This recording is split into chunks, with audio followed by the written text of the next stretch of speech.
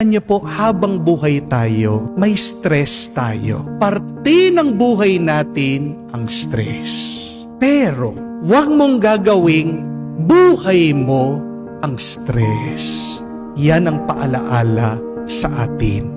There is a difference, my dear friends, between stress being part of your life and stress as your life. Iwasan po natin ito. Huwag nating gawing buhay ang pagod natin, ang hirap natin. Pero unawain natin, parte lang yan ng iyong buhay.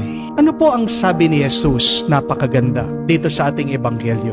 Do not let your hearts be troubled. Sinasabi niya, huwag kayong mababalisa, huwag kayong mag-aalala, huwag kayong matatakot. Huwag niyong hahayaan na pumasok ang bigat, ang hirap, ang pagod ng buhay sa inyong puso. Ang tanong, ano ba natin makakayanan ang stress sa buhay natin? Dalawang paraan lang po. Una, you must not identify yourself with your stress.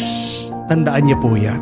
Uulitin ko po. You must not identify yourself with your stress. Hanggang nakikita mo ang sarili mo diyan sa kinai-stress mo, hindi yan mawawala. Hindi yan magiging magaan. Hindi yan magiging madali. Mananatili yan at lalo pang bibigat, lalaki ang problema mo dyan. Diba ang iba sa inyo sinasabi, stress ako sa teacher ko, stress ako sa misis ko, stress ako sa project ko, stress ako sa boss ko, stress ako sa sakit ko, stress ako sa asawa ko, sa mga anak ko. Tingnan niyo po yun. Stress ako. Nakikita mo ang sarili mo dun sa stress. You have identified yourself with your stress. You had made a part of your life that stress or that problem. Pero ang katotohanan, hindi ikaw ang stress na yan. Amen? Kamukha po sa karanasan o kaya naman sa emosyon. Kailangan hayaan natin na dumating at umalis. Ganyan po ang stress.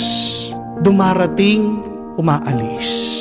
Hindi aalis ang stress sa buhay mo kung pinaniniwalaan mo, ikaw yan. Pero sabihin mo sa sarili mo, hindi ikaw ang stress na yan. Iba ang iyong pagkatao. Ang mas magandang sabihin, pag tayo ay nakakaranas ng stress, ito po, nakakaranas ako ng stress sa trabaho ko. Nakakaramdam ako ng stress dito sa relasyon naming mag-asawa. May pinagdadaanan akong stress dahil sa sakit ng aking anak. Yan yung mas magandang pag-uugali. Remember, my dear friends, your words becomes your destiny and your thoughts becomes your reality. Kaya nga, pag sinabi mo, stress ako, anong mangyayari? Talagang mararamdaman mo yung pagod, talagang pagdadaanan mo yung pressure. Pag palagi mong iniisip yung stress mo, talagang mahihilo ka, sasakit ang ulo mo, bibigat ang iyong katawan. Ang salita mo ay ang iyong tadhana, ang iyong paroroonan. Ang pag-iisip mo ay nagiging karanasan. Negative words turns to your negative experience. But positive thoughts becomes your positive reality. Amen? Kaya nga po si Jesus, ano yung sinabi niya? Do not let your hearts be troubled. Huwag niyong hahayaan na mabalisa ang inyong mga puso. Anong sinasabi niya dito? Pwede naman natin alisin yung negatibong karanasan ng ating buhay. Pinapaunawa sa atin ng Diyos ni Jesus. Ang stress parang damit. Pag yan, sinusuot mo at masikip na sa iyo, hindi na bagay, kailangan mo na yang alisin at iwan. Amen? So, number one, para po hindi tayo ma-stress, isipin mo kung sino ka ba talaga. Hindi ikaw ang stress. Hindi ikaw ang problemang yan. Hindi ikaw ang mabigat at mahirap na karanasan. Sino ka ba talaga? Anong sabi ng Diyos? You are loved. You are special to me. You are blessed. Kaya nga, sa susunod na may karanasan ka ng stress, Ulit-ulitin mo kung ano ang tingin ng Diyos sa'yo. Sabihin mo sa sarili mo, pinagpala ako. Hindi ako pinapabayaan ng Diyos. Mahal ako ng Diyos. Amen? Again, wag na wag niyo pong sasabihin, stress ako. Mas magandang sabihin, may nararanasan ako stress, pero mahal ako ng Panginoon. Amen? Second, you are stressed because you do not know how to manage your mind. Gusto mong makayanan yung iyong problema, kailangan mong ituwid, ayusin ang magulo mong pag-iisip. Kaya nga po si Jesus, pinapaalala sa atin sa kanyang turo. Ano ang dahilan para hindi ka mabalisa? Sabi niya, naghanda siya ng maraming kwarto para sa atin. Para pagdating ng araw, makakasama niya tayo doon. See what Jesus is doing. He is changing our focus on things. Inaalis niya, binabaling niya yung ating pagtingin mula sa ating mga problema sa kanyang pagpapala. Binibigyan niya tayo ng pangako. Habang ang isip mo nandyan sa problema, magiging magulo. Pero pag inalis mo ang iyong pananaw, pag-iisip sa pangako, sa grasya ng Diyos, magkakaroon ka ng kapayapaan. Remember, my dear friends, that what you focus, you receive.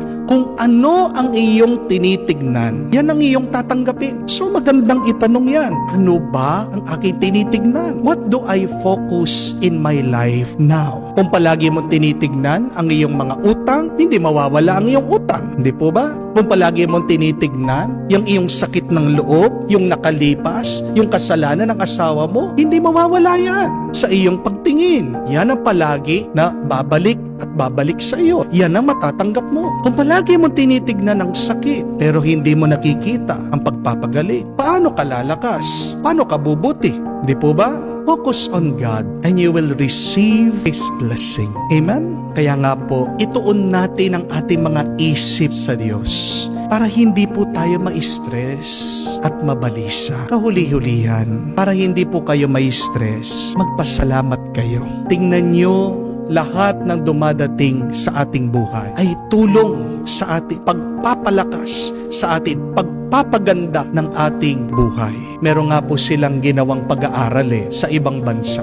Ang tanong po nila, bakit po yung mga Chinese mas magaling sila sa math kesa sa mga Amerikano? So, inobserve po nila, pinag-aralan, pinagmasdan. Ano yung ginagawa ng mga Chinese sa kanilang mga estudyante? Bakit mas magaling sila sa math kesa po sa mga Amerikano? Alam niyo po kung ano nakita nila? Yung mga Amerikano, nahihirapan lang daw po sila 2% at the time. Yun lang po yung kanilang challenge dun sa math problem, 2%. Pero nung nakita nila yung mga Chinese, 60 to 80% hirap na hirap po sila nagsosolve ng mga math problems. At minsan pa nga, yung mga teacher nila, binibigyan sila ng maling datos. Mali po yung mga equation. Mali po yung mga tanong. So 80% of the time, hirap, nag-i-struggle po yung mga bata. Na-stress sila, in other words. At ano po ang finding? Kita nila na kailangan pala na ma-stress ka para magtagumpay ka. Hindi man natin may aalis ang stress, pero tinuturuan tayo ng Diyos. Paano ba natin kailangan dalhin yan, buhatin sa ating buhay at gamitin para sa ikabubuti natin? Kailan nagiging masama ang stress? Pag hindi ka na ginagawang mabuting tao. Kailan nagiging masama ang stress? Pag nilalayo ka na nito sa Diyos. Kailan nagiging masama ang stress? Dalawang kakataon. Pag napapasama ka at pag itong nagiging dahilan ng iyong paglayo sa Diyos. We cannot entirely remove stress in our life. And yet, we should guard our hearts from it. Huwag tayong magpapakontrol sa stress, pero dapat tayo ang gumamit nito para sa ikabubuti ng ating buhay at ikabubuti ng ating mga kaluluwa.